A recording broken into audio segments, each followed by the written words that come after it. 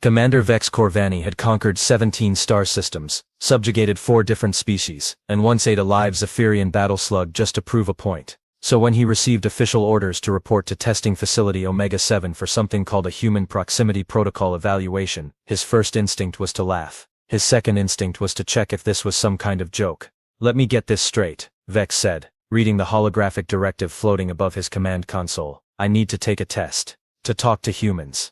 The species that still uses fossil fuels and thinks reality television is entertainment." His aide, a nervous Flibian named Torque, shuffled his 6 feet awkwardly. "Sir, the Galactic Council was very specific. No alien entity may engage in direct contact with human subjects without first obtaining proper certification through the HPP evaluation process." Vex's 4 eyes rolled in perfect synchronization. "Torque, I've negotiated peace treaties with the Scorpion Lords of Andromeda. I've successfully communicated with sentient gas clouds. I once convinced a hive mind to give up conquest and take up interpretive dance instead. And now you're telling me I need a permission slip to chat with a bunch of bipedal mammals who haven't even figured out faster than light travel. Those are the orders, sir."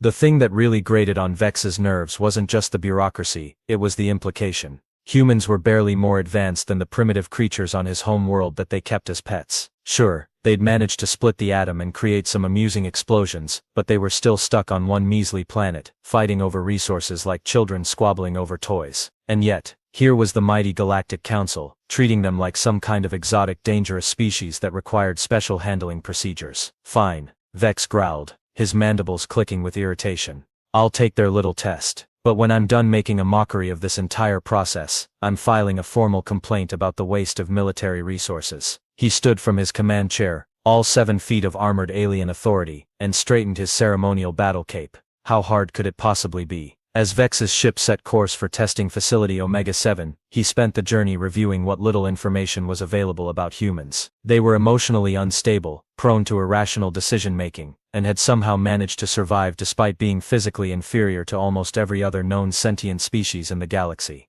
They cried when they were sad, which seemed reasonable enough. They also cried when they were happy, which was confusing but probably just poor emotional regulation. They kept other species as companions for no apparent strategic benefit. They created elaborate fictional scenarios for entertainment, and they had somehow convinced themselves that standing around in groups making rhythmic noises together was a meaningful cultural activity. Primitive, predictable. This test was going to be easier than conquering a peaceful farming colony. Vex was already planning his post-test victory celebration when his ship docked at the facility. Testing facility Omega-7 was not what Vex had expected. Instead of some ramshackle government office with flickering lights and bored clerks, he found himself walking through corridors that wouldn't have looked out of place on a military dreadnought. The walls hummed with advanced shielding technology, and security scanners that could probably detect his breakfast from 3 days ago tracked his every movement. "Commander Korvani?" The voice belonged to a tall, stick-thin alien with pale blue skin and eyes like black marbles. "I'm Dr. Quinn Mollusk. I'll be conducting your evaluation today." Vex looked Dr. Mollusk up and down. The alien wore a simple white coat and carried a datapad that looked more advanced than most starship navigation systems. "Doctor, I have to say, this seems like an awful lot of infrastructure for what I assume is a fairly straightforward competency test." "Oh, it's straightforward," Dr. Mollusk replied in a tone so flat it could have been used as a landing strip. "Most species find it remarkably easy to fail." They walked through a series of increasingly secure checkpoints. Vex noticed that each security station displayed a growing collection of warning signs in various alien languages. The most recent addition, still glowing with fresh translation energy, read, "Reminder, suggesting humans would make good servants, pets or experimental subjects is an automatic failure." "How many species have taken this test?" Vex asked, trying to sound casual. 47 so far, Doctor. Mollusk didn't look up from his datapad. 3 have passed. Vex stopped walking. 3. Out of 47, the gentle philosophers of Rigel 7 passed on their first attempt, but they apologize for everything including existing, so that was expected. The empathic crystals of Tau Ceti also passed, but they're literally made of crystallized emotion, so they had an unfair advantage. The third was a fluke involving a species that communicates entirely through interpretive dance and somehow managed to accidentally express the concept of respectful cultural exchange. They entered what appeared to be an observation theater. Banks of monitors lined the walls showing various scenes of human activity. Some screens displayed humans in their natural habitats, others showed historical footage, and a few were running what looked like soap operas. The Zarthan Empire, Dr. Mollusk continued, settling into a chair that adjusted itself to accommodate his unusual physiology, lasted exactly 4 minutes into the evaluation. They kept insisting that humans were obviously a warrior species based on their movies, and wanted to challenge Earth's greatest champions to single combat. When I showed them footage of humans crying at wedding ceremonies, they assumed it was some kind of pre-battle ritual and started planning an invasion. Vex felt a small knot forming in one of his stomachs.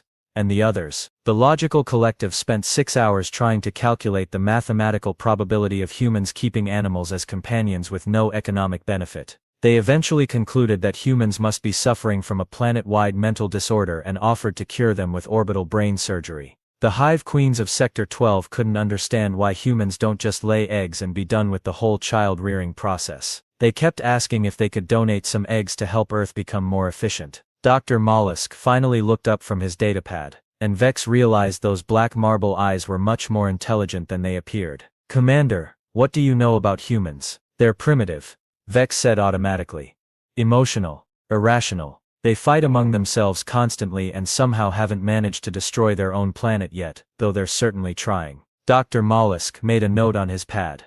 "Fascinating. And you believe this qualifies you to interact with them?" "I believe this qualifies me to help them," Vex replied, puffing out his chest plates. "They clearly need guidance from a more advanced species." The note-taking intensified. "I see. Well, Commander, let's begin with the theoretical portion of your evaluation. Please have a seat." As Vex settled into a chair that was definitely not designed for his species, he caught sight of a wall display showing the failure statistics for the test. 44 failures, most lasting less than an hour. Several species had been banned from even attempting the test again after what the display diplomatically referred to as catastrophic misunderstanding incidents. Maybe this wasn't going to be as easy as he'd thought. "Let's start with something simple," Dr. Mollusk said, activating the main display screen.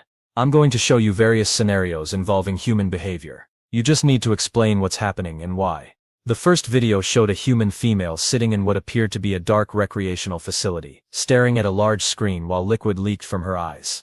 Other humans around her were also leaking, some making small vocalization sounds.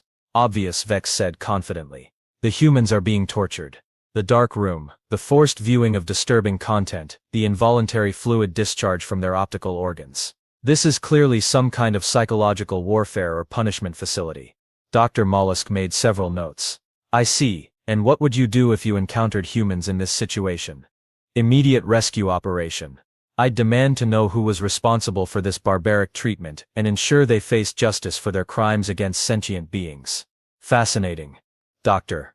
Mollusk's tone remained perfectly neutral. "For context, Commander, they're watching a romantic comedy. The humans paid money to sit in that theater, and are crying because they find the story emotionally satisfying." Vex's mandibles clicked uncertainly. "They paid to cry." Moving on. The next video showed a human male inside a small metal vehicle, striking the steering mechanism repeatedly while making loud vocalizations. His face had changed color to a deep red. "Mechanical failure," Vex announced. "The human is attempting to repair his transportation device through percussive maintenance. The color change indicates he's exerting himself physically to fix the problem. And if you saw this behavior, I'd offer superior alien technology to replace his obviously defective equipment. Probably throw in a lesson on proper vehicle maintenance." Dr. Mollusk's note-taking was becoming more vigorous. "The human is experiencing what they call road rage.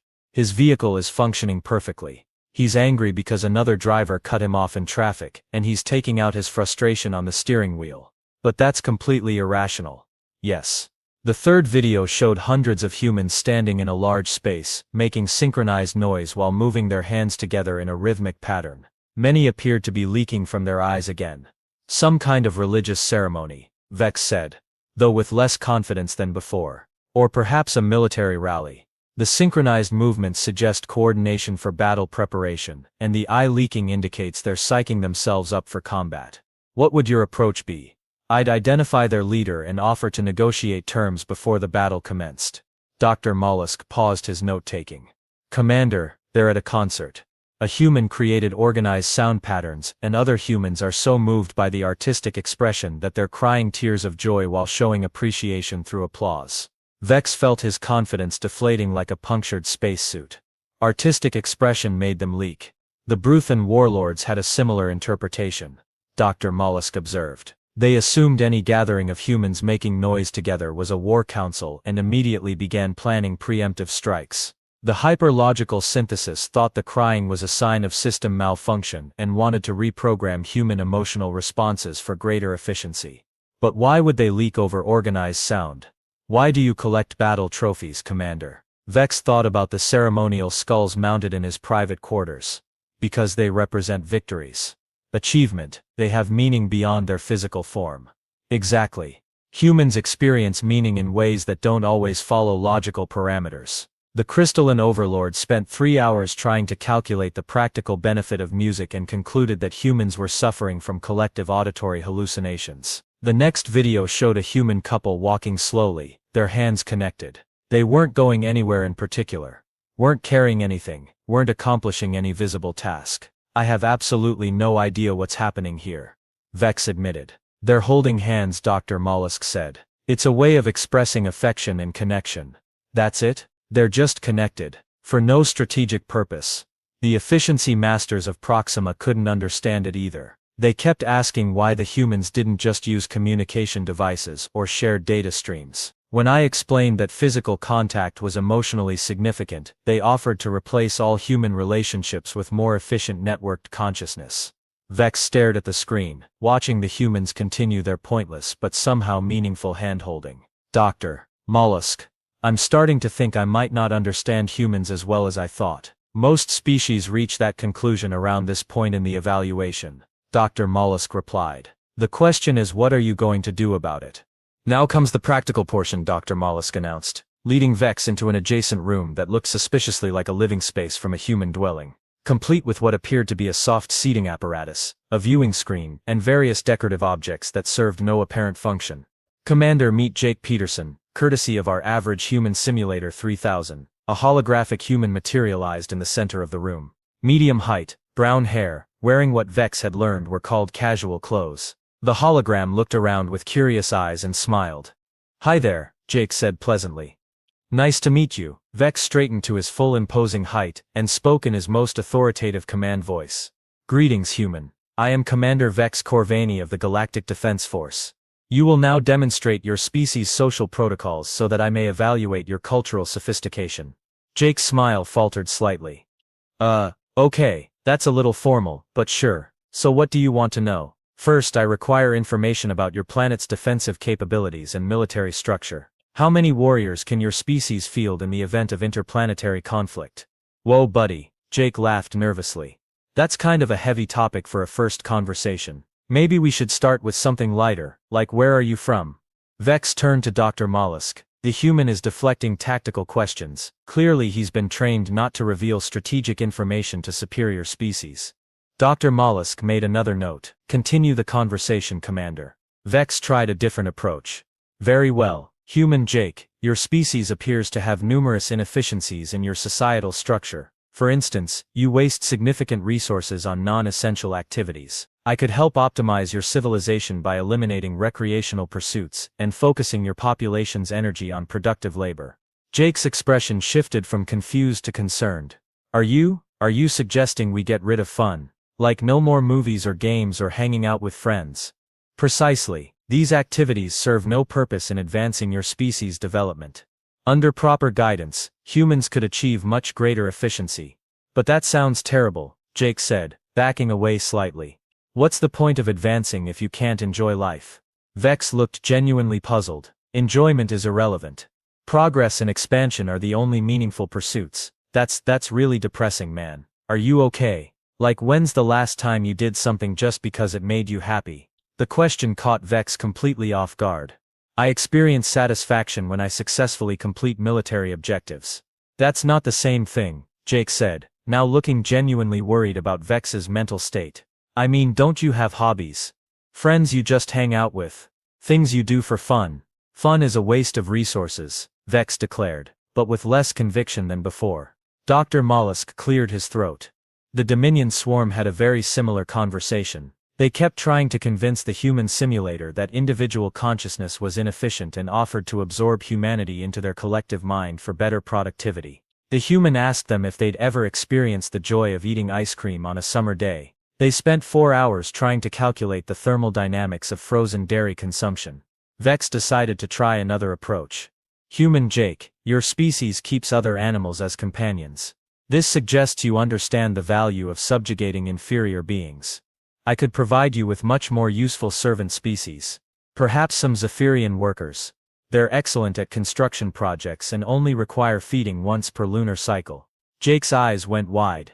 Did you just offer to get me slaves? Not slaves, efficient labor allocation. Dude, that's the same thing. And my dog isn't a servant, he's my friend. I take care of him because I love him, not because he's useful. Love, Vex repeated slowly. You expend resources on a creature that provides no strategic benefit because of emotional attachment. Well, yeah, he's a good boy. He makes me happy when I come home from work. We play fetch and he sleeps on my bed and sometimes he tries to eat my socks. And this sock consumption is beneficial. No, it's annoying as hell, but it's also kind of cute because he's just being a dog. Vex turned to Dr. Mollusk again.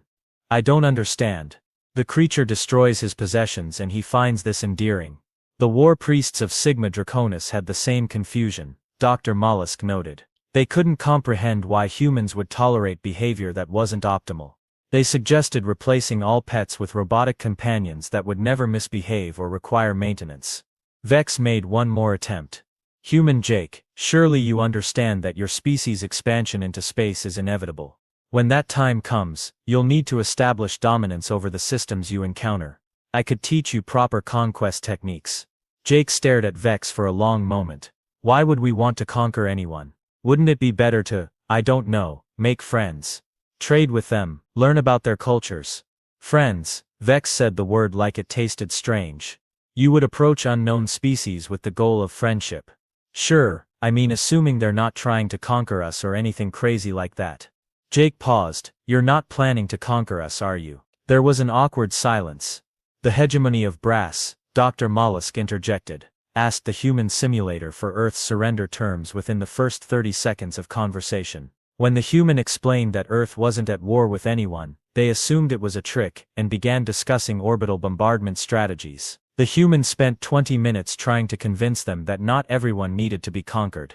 Vex slumped in his chair. How do any of you communicate with anyone if you don't establish proper dominance hierarchies? Jake sat down across from him, leaning forward with genuine interest. We just talk to each other, find common ground, share experiences. Like what do you enjoy doing when you're not working? I study military tactics, review conquest reports, plan strategic deployments. Okay, but what about when you want to relax? Vex's 4 eyes blinked in sequence. Relax. Yeah, like when you're stressed or tired and you want to feel better. I schedule more efficient workflows to reduce stress factors. Jake looked at Dr. Mollusk. Is he serious right now? The Perfectionist Collective, Dr. Mollusk observed, had an identical response. They couldn't understand why humans would ever want to be inefficient on purpose. When the human simulator explained the concept of a vacation, they offered to install sleep learning modules so humans could be productive even while resting. Vex watched Jake's expression cycle through confusion, concern, and what might have been pity. Human Jake, are you feeling sorry for me? A little bit, yeah. You seem really tense, and kind of lonely. The word lonely hit Vex like a photon torpedo to the chest. I am a decorated military commander. I have subordinates and strategic allies. But do you have friends? And for the first time in his adult life, Commander Vex Korvani couldn't answer a direct question. The holographic Jake flickered and disappeared, leaving Vex staring at empty air. Dr. Mollusk dismissed the simulation with a casual wave and settled back into his chair, those black marble eyes studying Vex with what might have been scientific curiosity. Congratulations, Commander. You've just experienced what we call the friendship paradox. It's the point where most species realize they might be missing something fundamental about human nature. Vex shifted uncomfortably. I don't understand the relevance of personal relationships to interspecies diplomacy. That's exactly why this test exists. Dr. Mollusk activated a wall display showing a complex timeline filled with dates, species names, and what appeared to be a lot of red warning markers. Commander, do you know why the Galactic Council created the Human Proximity Protocol? I assumed it was bureaucratic overreach. 3 years ago, the hegemony of brass made first contact with Earth. They approached it like any other conquest operation. Standard procedure: demonstrate superiority, demand surrender, establish colonial administration. Do you know what happened? Vex shook his head. The humans threw them a welcome party. A what? A celebration. With music, food, decorations, and speeches about friendship between species. The hegemony's war council spent 6 hours trying to figure out if it was some kind of psychological warfare tactic. They eventually concluded that humans were so primitive they didn't understand they were being invaded, and decided to play along until they could figure out the human strategy. Dr. Mollusk pulled up video footage of the event. Vex watched, mesmerized, as heavily armed alien warriors were handed colorful beverages and small edible items on sticks while humans smiled and asked them questions about their home planet. The hegemony's supreme commander, Dr. Mollusk continued, ended up in a 3-hour conversation with a human child about his pet hamster. By the end of the day, he'd completely forgotten why he'd come to Earth in the first place. The invasion fleet left without firing a single shot, and the Supreme Commander still sends the kid birthday cards. That's impossible. The logical collective tried a different approach. They arrived with a comprehensive plan to optimize human civilization through the application of pure logic. They'd identified 17 major inefficiencies in human society and were prepared to implement corrections. More footage appeared on the screen. Vex watched as crystalline beings with perfect geometric forms attempted to explain mathematical concepts to humans who kept asking questions like, "But how does that make you feel? And have you ever tried pizza?" The collective's leader, Dr. Mollusk said, spent 4 days trying to calculate the logical purpose of pizza. When humans explained that it existed purely because it tasted good, the collective experienced what they described as a fundamental processing error. Half their fleet had to be rebooted. The other half requested extended shore leave to investigate the pizza phenomenon more thoroughly. They're still here, running a very successful restaurant chain in Italy. Vex's mandibles clicked nervously. But surely some species have successfully established normal diplomatic relations with humans. Oh, absolutely. The gentle philosophers of Rigel 7, as I mentioned, passed the test immediately. They approach every interaction with humility and genuine curiosity. Perfect diplomatic match for humanity. And the others? Dr. Mollusk's expression grew more serious. The quantum devourers attempted to harvest human consciousness for energy. They lasted exactly 93 seconds before a group of humans convinced them to try meditation instead. The devourers are now running spiritual retreat centers across 3 solar systems. The Hive Mind Collective wanted to absorb humanity into their group consciousness for efficiency. They met with the United Nations to discuss terms. 6 months later, the collective had split into 17 million individual personalities, each with their own hobbies and opinions. They're still arguing about who gets to keep the original name. The Perfectionist Empire spent 2 years trying to fix what they saw as flaws in human nature. They wanted to eliminate emotions, standardize appearance, and optimize reproduction. Last I heard, their supreme perfectionist had started a support group for recovering control freaks, and was learning to play the guitar. Vex stared at the parade of alien civilizations that had encountered humanity, and somehow ended up fundamentally changed by the experience. Dr. Mollusk, what exactly are humans? That's the question, isn't it? Dr. Mollusk leaned forward. Commander, your species has mastered interstellar travel, energy manipulation, and military strategy. You've conquered systems and subjugated civilizations. By every measurable standard, you're more advanced than humanity. But humans are the only species we've encountered that consistently does the impossible. They survive extinction-level events not through superior technology, but through sheer stubborn refusal to give up. They turn their worst experiences into art, their greatest tragedies into lessons, their deepest fears into entertainment. They keep animals as friends, cry at stories that aren't even real, and somehow convince themselves that holding hands is meaningful. Dr. Mollusk stood and walked to the window, gazing out at the stars. Every other species in the galaxy operates on some form of logical framework. Conquest, survival, efficiency, perfection, unity. Humans operate on something else entirely. What? Hope, connection. The irrational belief that things can be better, that strangers can become friends, that problems can be solved through creativity and cooperation rather than force. Dr. Mollusk turned back to Vex. Do you know what humans call the period when they're learning to walk as children? No. First steps. Not bipedal locomotion achievement or mobility optimization. First steps. As if every human child is an explorer taking their first step into an unknown world full of possibilities. Vex felt something shifting in his chest, a strange sensation he couldn't quite identify. And you think this makes them, what? Superior, not superior. Just different. In ways that matter more than we initially realized. Dr. Mollusk returned to his chair. Commander, the test isn't really about whether you can understand humans. It's about whether you can interact with them without trying to change them into something more familiar.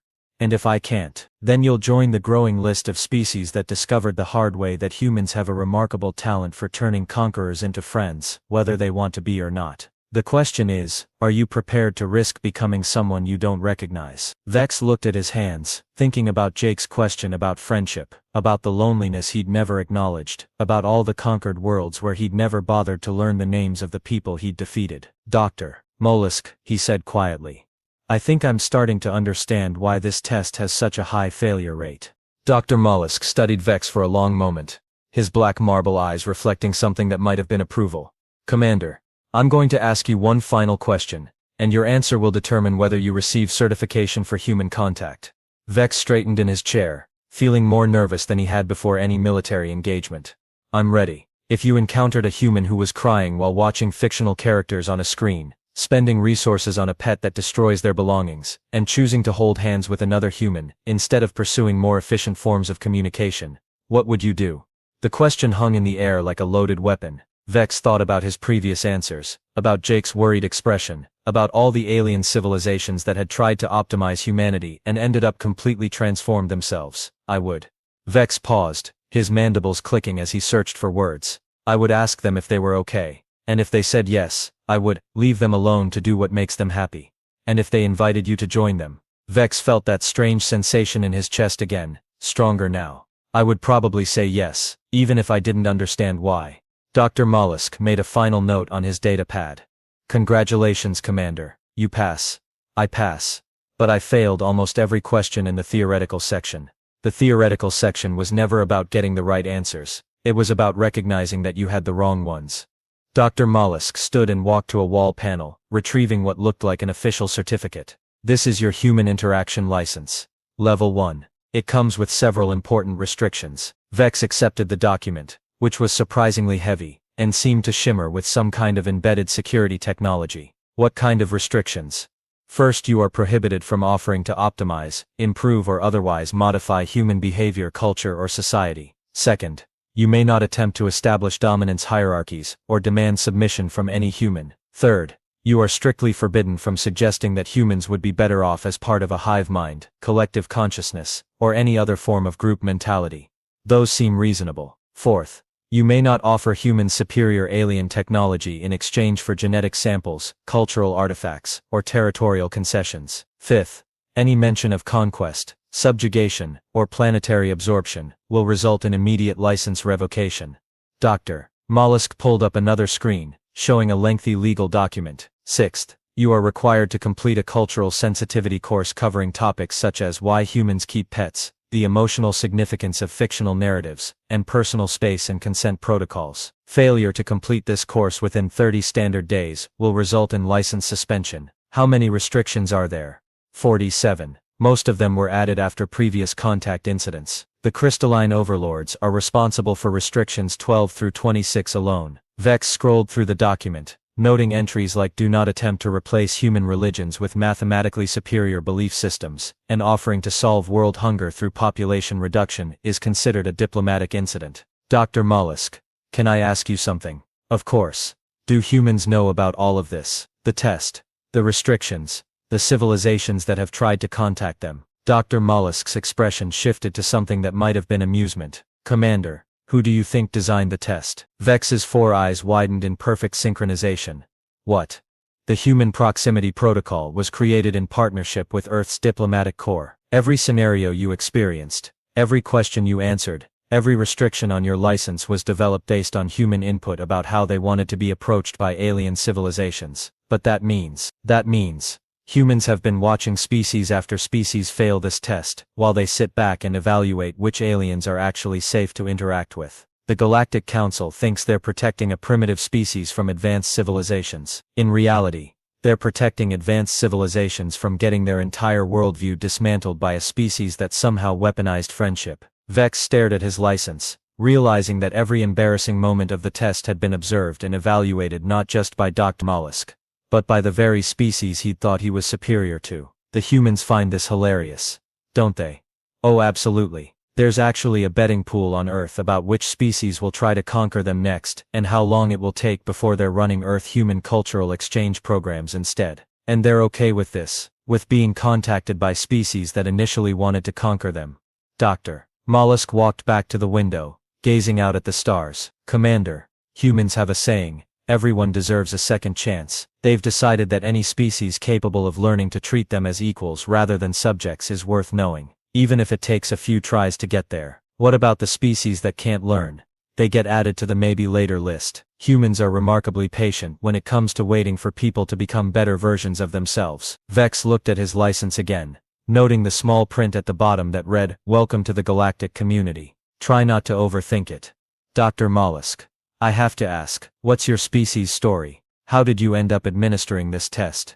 We were the first species to fail it, Dr. Mollusk said simply. Spectacularly. We approached Earth with a comprehensive plan to improve human efficiency, through the elimination of art, music, and what we considered frivolous emotional expression. The humans listened to our entire presentation, then asked if we'd ever experienced joy. And we spent the next 6 months learning to paint watercolors and write poetry. Turns out, efficiency isn't everything. I still keep a gallery of my work in my office. Vex stood, clutching his license, and feeling more uncertain about his place in the universe than he had since his first day of military training. What happens now? Now you go to Earth, Commander. Try to make some friends, learn about pizza, maybe get a pet, and remember, the moment you start thinking you know how humans work, they'll do something that proves you wrong. Any advice for my first official human contact? Dr. Mollusk smiled, an expression that transformed his entire face. Don't try to conquer them. They're much better at it than you are. As Vex walked back to his ship, license in hand, he found himself thinking about Jake's question. When was the last time he'd done something just because it made him happy? He couldn't remember. But maybe, just maybe, it was time to find out what that felt like. After all, he had a planet full of teachers waiting to show him. And for the first time in his life, Commander Vex Korvani was looking forward to being a student.